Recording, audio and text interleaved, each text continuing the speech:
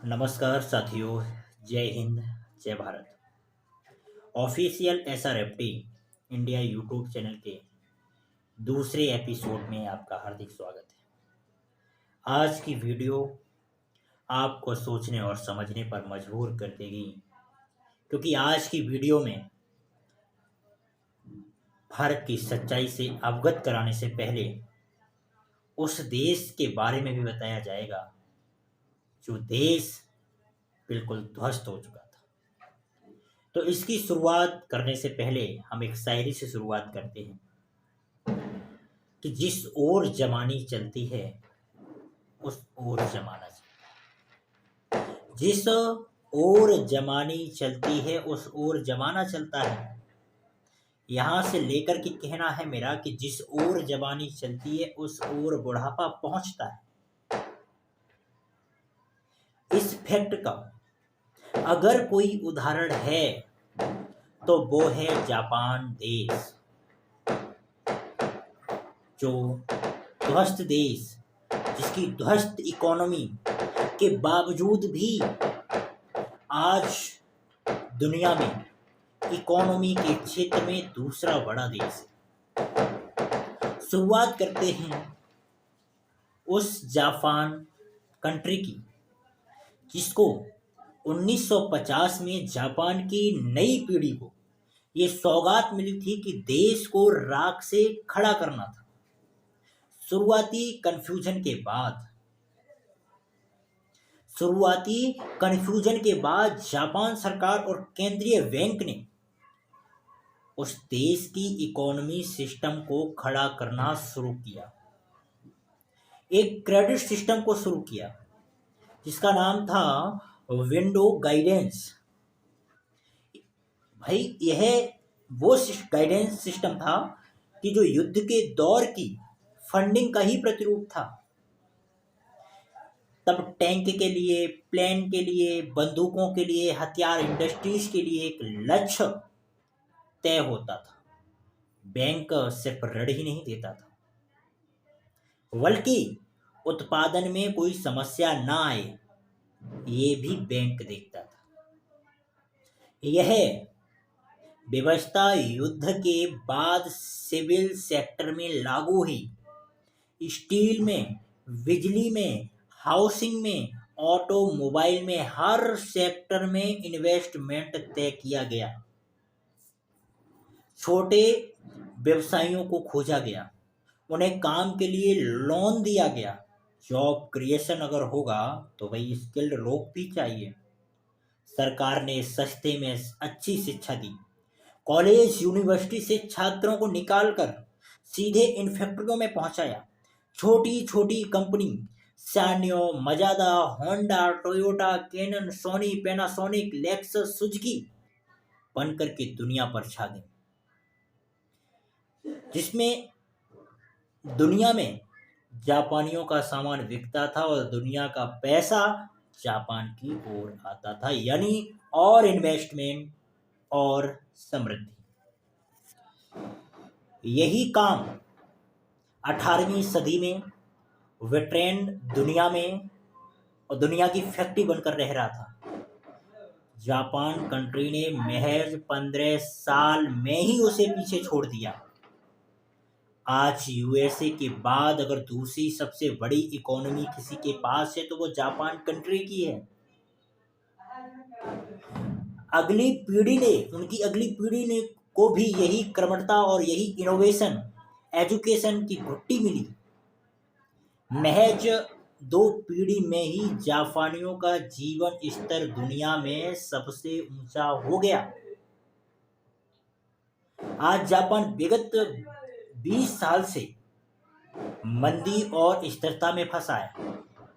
घटती आबादी है, घटता कंजप्शन है, वही इसका कारण है भाई। शानदार हेल्थ केयर के कारण इंसान 100 साल तक जीता है।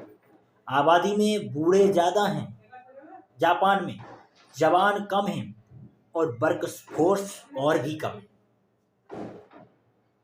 पर इससे जीवन स्तर में कोई गिरावट नहीं है, क्योंकि इन बूढ़ों के पास सेविंग है, घर है और पेंशन भी है। और जिसके पास सेविंग, घर और पेंशन हो तो भैया उसकी जिंदगी के मजे ही और हैं। यही मॉडल फिर चीन ने अपनाया, अपनी अथाह आबादी को काम पर लगा दिया। पिछले 20 साल से दुनिया का कारखाना चीन देश है। इसी रास्ते पर 1990 के बाद से उसने 80 करोड़ लोगों को गरीबी से बाहर निकाल लिया है। अब वो दुनिया का ट्रेंड किंग बन गया है, उस पैसे से सुपर पावर बन गया है। उसकी आबादी बढ़ना रुक गई है, जन्म दर कम है एवं और मृत्यु दर और भी कम है। तो चीन 20 साल बाद बूढ़ों का देश तो होगा, लेकिन समृद्ध और आत्मनिर्भर बूढ़ों का देश होगा। यही मॉडल हमारे देश ने भी अपनाया। सन 2000 से 2015 के बीच हम और आप 15 साल के थे, तो भारत में पैदा होने का सुनहरा वक्त था। वो विश्व का सबसे जवान देश था, क्योंकि भारत में 65% से अधिक युवाओं की आबादी थी। ये ईश्वर ने एक अवसर दिया था। उस वक्त सफलता कदम चूम रही थी। भारत इमर्जिंग इकोनॉमी था, नए बिजनेस खुल रहे थे, नए बाजार खुल रहे थे, नए मॉल खुल रहे थे, नए पावर प्लांट बन रहे थे, स्टील फैक्ट्रियां बन रही थी, रिफाइनरी बन रहे थे, नई खदानें खुल रही थी, नए कॉल सेंटर बीपीओ खुल रहे थे, आईआईटी आईआईएम के ग्रेजुएट तो एक्सपर्ट हो रहे थे। घरेलू जरूरतों के लिए आसपास धड़ाधड़ इंजीनियरिंग और एमबीए कॉलेज खुले, उनसे लाखों लड़के निकले, एग्जीक्यूटिव मैनेजर बने, सीईओ बने। और अब वक्त शुरू हुआ फिर भारत की बर्बादी का। भारत की बर्बादी का हमारा धर्म खतरे में आ गया। डर हुआ कि देश में इस्लाम बढ़ रहा है। सबको राजनीति और इतिहास में रुचि हुई, शिक्षा महंगी हुई, इंटरनेट सस्ता हुआ। इससे रैलियों में भीड़ बढ़ी और पार्टियों में कार्यकर्ता भी बढ़े। हमारा युवा टीवी पर, व्हाट्सएप पर नेहरू को गरिहाने लगा, चीन को कटियाने की धमकी देने लगा, पाकिस्तान को लतियाने का मौका खोजने लगा। भूखों से जय श्री राम बुलवाया गया तो नंगे तलवार लेकर नाचने लगे। मंदिर भी बन गया, सेंट्रल विस्टा भी बना, 370 भी हट गई और 3 तलाक बैन हो गया। पप्पू, मूत्र, पीबक, बामी और जेएनयू धूल चाटने लगी। मूल्य खूब टाइट हुए, व्यापार, इन्वेस्टमेंट, रोजगार भी टाइट हुआ, ग्रोथ थमी, कर्ज बढ़ा, मॉल बंद हो रहे थे, नए बिजनेस के अवसर सीमित हैं, कॉलेजों को छात्र नहीं मिल रहे थे और ग्रेजुएट्स को जॉब नहीं मिल रही थी। इसी वर्ष आईआईटी बॉम्बे में 35% को प्लेसमेंट नहीं मिला। पर जवानी मूल्य टाइट करके खुश हैं। बाप के खून पसीने से सना बेटा फिलिस्तीन को ट्रॉल कर रहा है, इजराइल के साथ खड़ा है। कभी कभी पेपर आउट होने के खिलाफ हैशटैग भी चलाया जाता है। दुनिया में जन्म दर गिर रही है, देश के देश बुढ़ापे की जकड़ में बढ़ रहे हैं और हम भी उसी राह में। एक वक्त आया था जब डेमोग्राफिक डिविडेंड का जो मौका 4000 साल के इतिहास में पहली बार आया था, बस यूं ही फिसल गया। अधिकांश युवाओं के पास ना स्किल्स है, ना जॉब है, ना सेविंग है और 30 साल के बाद तो कोई पेंशन भी नहीं होगी। नेहरू की पेंशन खाने वाले लोग 10 साल में साफ हो जाएंगे। अटल की नाम मात्र की पेंशन वाले लोग अपने बच्चों पर निर्भर होंगे और वो बच्चे वो खुद मिडिल एज, थकी हुई, चीट करी गई, हताश, बेकार आबादी होगी। क्योंकि आप लोगों ने अपने हाथों से लकीरों को जबरन खोदा है। इसीलिए अभी भी वक्त है कि भारत की सच्चाई को समझना शुरू कर दो, अन्यथा वो दिन दूर नहीं होगा कि जब भारत एक कंगाल देश होगा और उसे कंगाल देश बनने से कोई भी रोक नहीं पाएगा। अगर यह वीडियो आपको समझ में आई हो तो जरूर उस मिशन के लिए तैयार हो जाओ। भारत को फिर से इकोनॉमी सिस्टम को शुरू करना होगा, शिक्षा को बढ़ावा देना होगा।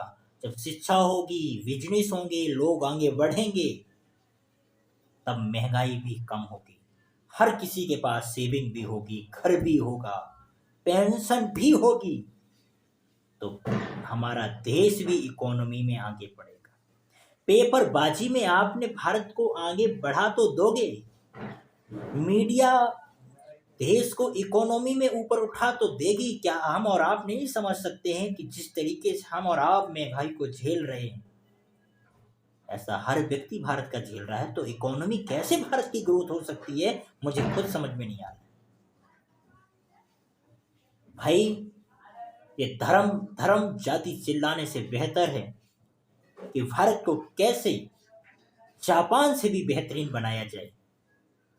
वो जापान देश जो तो बिल्कुल ध्वस्त हो चुका था, उसकी इकोनॉमी बिल्कुल ध्वस्त थी, आज उसे देखो भाई, उसकी कंपनियां भारत पर राज कर रही हैं और भारत के लोग और उनके बच्चे धर्म को बचा रहे हैं। तो इन्हीं मुद्दों के साथ मैं ज़्यादा वीडियो को लॉन्ग ना करते हुए इतना ज़रूर कहूँगा कि अभी भी वक्त है, भारत की सच्चाई जानने के लिए रिसर्च शुरू किया जाए। हर युवा को ये सोचना समझना चाहिए, राजनीति से ज़्यादा उस चीज़ पर फोकस करना चाहिए कि भारत के इकोनॉमी सिस्टम को किस तरीके से बेहतर बनाया जाए। सरकार को भी मजबूर किया जाए, केंद्रीय बैंकों से भी सरकार और केंद्रीय बैंकों के बीच में आपस में कॉम्प्रोमाइज करके एक सॉल्यूशन निकालना चाहिए। और मैं यही चाहता हूँ, अगर वीडियो आपको अच्छी लगी हो तो लोगों तक शेयर ज़रूर कर देना, क्योंकि लोगों को भी समझ में आना चाहिए कि आखिर भारत की सच्चाई क्या है और हमें कौन लोग हैं जो भड़का रहे हैं, धर्म के बीच में फंसा रहे हैं, जाति के खिलवाड़ में फंसा रहे हैं, और हमारा देश जिसमें हमारे पूर्वजों ने जिसको अपने खून से सींच दिया था, बलिदान तक दे दिया था इस देश को आजाद करने के लिए, आज वही देश धर्म बचा रहा है। विकास के मुद्दों से दूर हटके, महंगाई के मुद्दों से दूर हटके, शिक्षा के मुद्दों से दूर हटके, कई महत्वपूर्ण मुद्दों से दूर हटके हमें और आपको धर्म में और जाति में उलझाया जा रहा है, और हमारा देश भूखों की स्थिति पे आ गया है भैया। भूखों की प्रतिशतता में देखिए कि भारत कंगाली की तरफ बढ़ता जा रहा है। तो इस वीडियो में आप ज़रूर बताएं, अपने विचार ज़रूर दें। इन्हीं शब्दों के साथ मैं अपनी वाणी को विराम देता हूं, और जय हिंद, जय भारत। और इसी तरीके से सेकंड एपिसोड को ख़त्म करते हैं। भारत माता की जय। हमारा देश विकसित देश बने, यही हमारा और आपका मिशन हो, यही हमारा लक्ष्य है कि हमारा भारत इकोनॉमी के मामले में, इकोनॉमी के क्षेत्र में सबसे पहले स्थान पर हो। आज जहाँ यूएस और जापान बैठे हैं, वहाँ हमारा भारत देश हो। जय हिंद।